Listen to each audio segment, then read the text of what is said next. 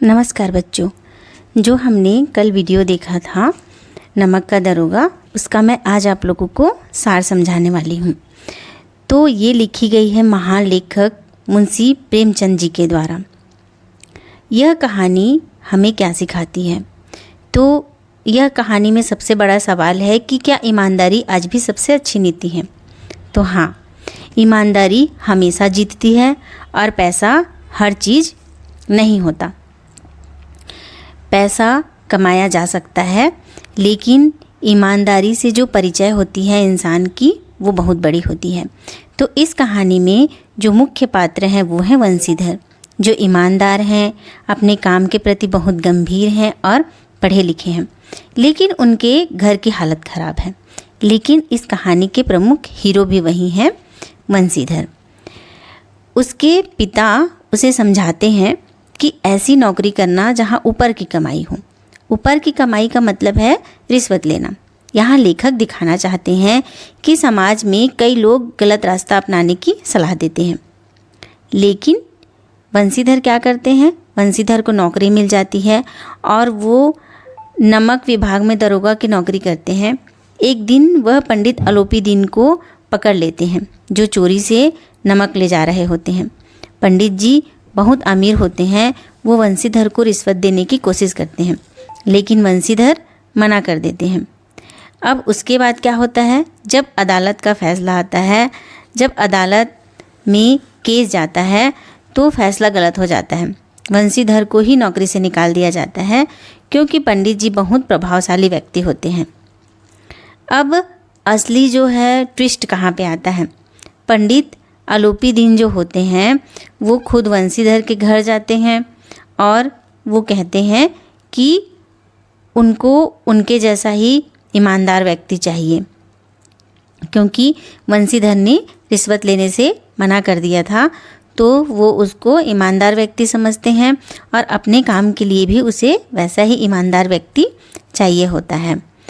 तो भले ही न्याय का उपहास हो जाता है, न्याय नहीं मिल पाता है, लेकिन यहाँ पे पंडित अलोपीदीन को एहसास होता है और वह खुद वंशीधर के घर जाते हैं और कहते हैं कि मुझे आपके जैसा ईमानदार आदमी चाहिए, और उसे अपनी पूरी जायदाद का मैनेजर नियुक्त करते हैं। यानी अंत में क्या होता है? जीत ईमानदारी की होती है। और इस कहानी से क्या सीख मिलती है हमें? और सबसे बड़ी बात यह है कि भले ही केस शुरू होता है, लेकिन प्रभावी व्यक्ति की जीत होती है, गलत फैसला हो जाता है, उसके बावजूद भी क्या होती है? सच्चाई की जीत हो जाती है। तो कहानी में सबसे अच्छा मोड़ यहीं पे आता है कि जब उनको सच्चाई जीत जाती है और पंडित अलोपीदीन जो है वो वंशीधर को अपने यहाँ काम करने के लिए मना लेते हैं और वो उनके यहाँ काम करना शुरू कर देते हैं। और यहाँ पे अलोपीदीन का एक पक्ष बहुत अच्छा नज़र आया है कि उनको अपनी गलती का एहसास होता है और वो अपनी गलती को सुधारना चाहते हैं। और अंत में यहाँ पे कहानी में क्या होता है कि ईमानदारी की जीत हो जाती है। तो यहाँ पे ये दिखाया गया है इस कहानी में कि ईमानदारी सबसे बड़ी ताकत है। पैसे से हर चीज़ नहीं खरीदा जा सकता, और सच्चाई देर से जीतती है, लेकिन जीतती ज़रूर है, और अंत में सच्चाई की ही जीत होती है। तो अगर एग्ज़ाम में तुम्हारे क्वेश्चन आए तो आप लोगों को क्या लिखना है? इस कहानी से अगर क्या सीख मिलती है, तो यही लिखना है कि ईमानदारी जीत जाती है और सच्चाई भले ही देर से आए, लेकिन सामने ज़रूर आती है, और अंत में ईमानदारी की जीत होती है। और अगर आपको पूछा जाए कि वंशीधर कैसा इंसान था, तो आपको अपने शब्दों में लिखना है, लेकिन कुछ शब्द का प्रयोग ज़रूर करना है, जैसे कि कर्तव्यनिष्ठ लिखना या ईमानदार लिखना। तो ये आप अपने लिखते समय। बच्चों, मैंने आपको नमक का दरोगा का सार तो समझा दिया। अब आप लोग समझ ही गए होंगे। आपको घबराने की ज़रूरत नहीं है और ना ही रटने की ज़रूरत है। बस आपको कहानी को समझना है और उसको एक दो बार पढ़ने के बाद फिर उसको लिखना है। तो देखिए, जैसे कि हमारा नमक के दरोगा का पाठ के साथ वाला पहला प्रश्न क्या है? कहानी का कौन सा पात्र आपको सर्वाधिक प्रभावित करता है और क्यों करता है? तो सबसे ज़्यादा प्रभावित हमको कौन सा पात्र किया है? जो वंशीधर है, मुंशी वंशीधर, जो क्या थे? दारोगा थे, है ना, दारोगा हैं वो। तो वह क्या है? ईमानदार हैं, शिक्षित हैं, कर्तव्यपरायण हैं और धर्मनिष्ठ व्यक्ति हैं। उनके पिता उनको बेईमानी का पाठ पढ़ाते हैं और कहते हैं कि घर की दशा हमारी खराब है तो तुम ऊपरी कमाई पर भी ध्यान देना, परंतु फिर भी वो क्या करते हैं? अपनी ईमानदारी पे टिके रहते हैं। तो बस आपको इसी के हिसाब से अपना आंसर लिखना है कि आपको इसमें वंशीधर का चरित्र कैसे लगा? शिक्षित, कर्तव्यपरायण और धर्मनिष्ठ। अदालत में उनके खिलाफ गलत फैसला लिया गया, परंतु उन्होंने स्वाभिमान नहीं खोया। उनकी नौकरी छीन ली गई। कहानी के अंत में उसे अपनी ईमानदारी का फल मिला और पंडित अलोपी दीन ने उसे अपनी जायदाद का आजीवन मैनेजर बनाया। अब देखो, इसमें दूसरा प्रश्न है, नमक का दरोगा कहानी में पंडित अलोपी दीन के व्यक्तित्व के कौन से दो पक्ष उभर कर आते हैं? तो कौन से दो पक्ष उभर कर आते हैं? सबसे पहले तो पंडित अलोपी दीन अपने क्षेत्र के नामी व्यक्ति थे। सभी लोग उनसे कर्ज लेते थे और वो क्या थे? शोषक महाजन जैसा व्यक्तित्व था उनका। और लेकिन अंत में उन्होंने क्या किया? सत्यनिष्ठा का मान भी किया। तो उनकी दो विशेषताएं कौन कौन सी लिख सकते हैं आप?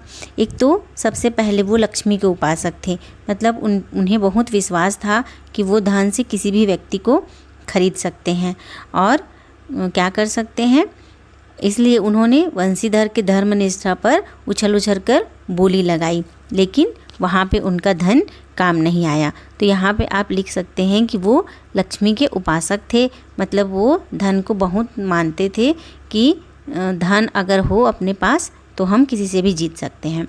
दूसरा है उनका ईमानदारी के कायल, जो वो धन के उपासक होते हुए भी क्या किया उन्होंने? वंशीधर की ईमानदारी का सम्मान किया और वे उनके स्वयं घर गए और उनको क्या किया? अपने सारी जायदाद का मैनेजर बनाया, उन्हें अच्छा वेतन दिया, नौकर चाकर और घर देकर इज्जत दिया। तो आप ऐसा लिख सकते हैं। इसमें आपको रटने की कोई ज़रूरत नहीं है, बस आपको कहानी को समझना है और फिर लिखना है। तीसरा देखो, कहानी के लगभग सभी पात्र समाज की किसी न किसी सच्चाई को उजागर करते हैं। निम्नलिखित पात्रों के संदर्भ में पाठ से उस अंश को उद्धृत करते हुए बताइए कि यह समाज की किस सच्चाई को उजागर करते हैं। मतलब उसमें जो लोग बताए गए हैं उनके बारे में हमको बताना है कि वृद्ध मुंशी जो हैं वो समाज के कौन से सच्चाई को बताते हैं, जो वकील है, जो शहर का भीड़ है, उन सब के बारे में हमको बताना है और हमने कहानी में उसे पढ़ा भी है। तो देखो, सबसे पहले हम देखते हैं वृद्ध मुंशी। तो वृद्ध मुंशी कौन है? वो वंशीधर के पिता हैं, जो क्या करते हैं? भ्रष्ट चरित्र का प्रतिनिधित्व करते हैं। उनको धन में ही सब कुछ दिखाई देता है। तो पाठ में बहुत सारे जगह है, बहुत सारा अंश है जो उनके विचारों को व्यक्त करता है। भले ही वे एक अनुभवी पुरुष थे, पिता थे तो, लेकिन अपने बेटे को क्या समझाते हैं कि उनका घर की दुर्दशा बहुत ख़राब है, ऋण के बोझ से दबे हुए हैं, लड़कियां घास फूस की तरह बढ़ती चली जाती हैं। घास फूस की तरह बढ़ना मतलब जल्दी जल्दी बड़ी हो रही हैं, तो उनका खर्च भी बढ़ रहा है। मैं कगारे का वृक्ष हो रहा हूँ। कगारे का वृक्ष मतलब किनारे का वृक्ष जो कभी भी गिर सकता है। अब तुम ही घर के मालिक मुख्तार हो, नौकरी में ओहदे की ओर ध्यान मत देना, यह तो पीर का मजार है। मतलब तुम्हारा जो पद है उस पर ध्यान मत देना, लेकिन चढ़ावे पर ज़रूर ध्यान देना। और जो मासिक वेतन होता है, जो महीने का वेतन होता है, वो पूर्णमासी का चांद है। पूर्णमासी मतलब पूर्णिमा का चांद है, जो एक दिन दिखाई देता है और फिर घटते जाता है। वैसे ही जो तनख्वाह होती है वो एक दिन दिखाई देती है महीने के आखिरी दिन में, फिर वो ख़त्म होती जाती है, ऐसा उनका मानना था। तो वो क्या करते थे? उनका मतलब ये था कि जब बेटा उनका रिश्वत नहीं लेता है तो वो उनकी पढ़ाई को व्यर्थ मानने लगते हैं। उनको लगता है कि उनका पढ़ाना लिखाना सब व्यर्थ गया, और वो किसका पक्ष रखते हैं? एक भ्रष्ट चरित्र का पक्ष रखते हैं। अब देखिए, दूसरा है वकील। तो वकील समाज के उस पेशे का प्रतिनिधित्व करते हैं जो सिर्फ अपने लाभ की फिक्र करते हैं। उन्हें न्याय अन्याय से कोई मतलब नहीं होता, उन्हें मतलब होता है तो सिर्फ धन से। अपराधी के जीतने पर भी वे प्रसन्न होते हैं। वकीलों ने यह फैसला सुनाया और उछल पड़े। स्वजन बांधवों ने रुपयों की लूट की। उदारता का सागर उमड़ पड़ा। उसकी लहरों ने अदालत की नींव तक हिला दी। तो वकीलों ने नमक के दरोगा को क्या किया, चेतावनी दिलवा दिया कि अगर उन्होंने विचारहीनता के कारण एक भले मानस को दुख झेलना पड़ा है, नमक के मुकदमे की बढ़ी हुई नमक हलाली ने उसके विवेक और बुद्धि को भ्रष्ट कर दिया है, तो भविष्य में उसे होशियार रहना चाहिए, ऐसे किसी को भी नहीं पकड़ना चाहिए। ऐसा क्या किया, चेतावनी दिलवा दिया। उसके बाद शहर की भीड़, तो शहर की भीड़ जो होती है वो सिर्फ तमाशा देखने का काम करती है, मतलब उन्हें दूसरों की निंदा करने का मौका चाहिए। उनकी कोई विचारधारा नहीं होती, वो जिधर भीड़ चली वो उधर ही चलते जाते हैं। जैसे कि दुनिया सोती थी पर दुनिया की जीभ जागती थी। मतलब देखिए, किसी को यह बात पता नहीं थी कि आलोपीदीन है वो क्यों पकड़ा गया है, वंशीधर ईमानदार है या नहीं, क्योंकि ये सब जो हुआ था वो रात को हुआ था। लेकिन किसी को नहीं पता थी, उसके बावजूद भी पंडित जी के इस व्यवहार पर पहले वो टीका टिप्पणी कर रहे थे, निंदा की बौछार हो रही थी और सबको लग रहा था कि मानो संसार से अब पापी का पाप कट गया। लेकिन जैसे ही उसके खिलाफ मुकदमा हुआ, तो जब आलोपीदीन जीत गया तो लोग क्या करने लगे, वंशीधर जी को ही सुनाने लगे। तो इसीलिए कहा गया है कि जो शहर की भीड़ होती है वो सिर्फ तमाशा देखने का काम करती है। तो ऐसा होता है कि जब दुनिया होती है वो सिर्फ निंदा की बौछार करती है। तो इस तरह से आपको इसको लिखना है। उसके बाद देखिए प्रश्न क्रमांक 4 है, निम्न पंक्तियों को ध्यान से पढ़िए। नौकरी में ओहदे की ओर ध्यान मत देना, यह तो पीर का मजार है, निगाह चढ़ावे और चादर पर रखनी चाहिए। ऐसा काम ढूंढना जहाँ कुछ ऊपरी आय हो। मासिक वेतन तो पूर्णमासी का चांद है जो एक दिन दिखाई देता है और घटते घटते लुप्त हो जाता है। ऊपरी आय बहता हुआ स्रोत है जिससे सदैव प्यास बुझती है। वेतन मनुष्य देता है, इसी से उसमें वृद्धि नहीं होती। ऊपरी आमदनी ईश्वर देता है, इसी से उसकी बरकत होती है। तुम स्वयं विद्वान हो, तुम्हें क्या समझाऊं। तो यह किसकी उक्ति थी, मतलब यह किसने कहा था, तो यह किसने कहा था, वंशीधर के पिता ने कहा था। मासिक वेतन को पूर्णमासी का चांद क्यों कहा गया है, तो मासिक वेतन को पूर्णमासी का चांद इसलिए कहा गया है क्योंकि जैसे होता है जो पूर्णिमा का चांद सिर्फ एक बार दिखाई देता है, वैसे ही वेतन भी पूरा एक बार दिखाई देता है और फिर घटते घटते चंद्रमा जैसे घटते घटते लुप्त हो जाता है, वैसे ही वेतन भी घटते घटते समाप्त हो जाता है।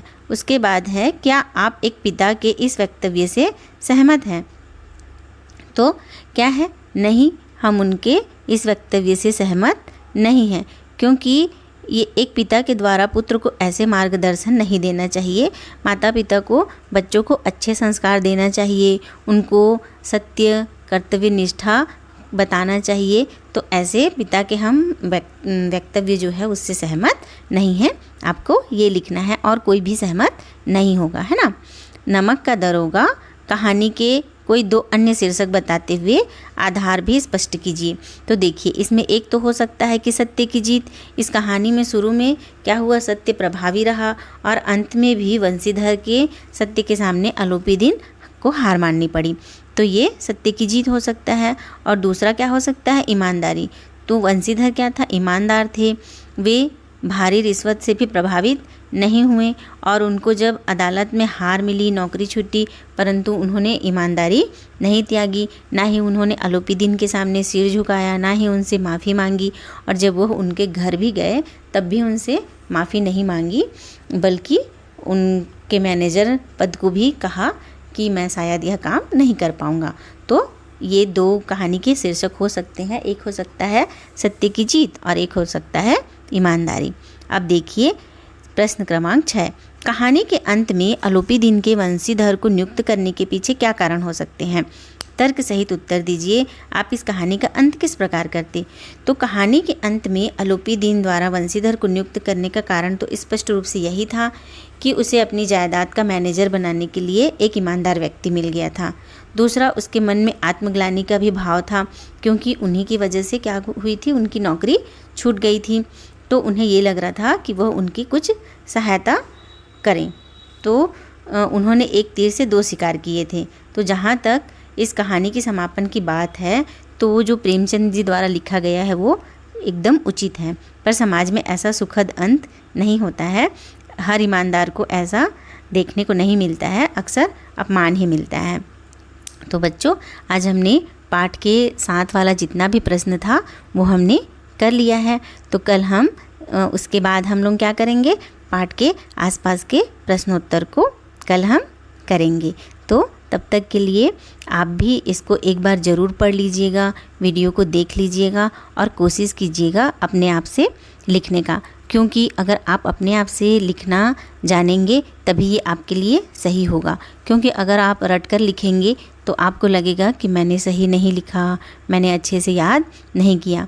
तो अगर आपके पास अभी पुस्तक है तो उसमें से पढ़ लीजिएगा, या मेरे वीडियो में जो मैंने आंसर दिया है उसको अपने कॉपी में लिख लीजिएगा और पढ़ने का कोशिश कीजिएगा।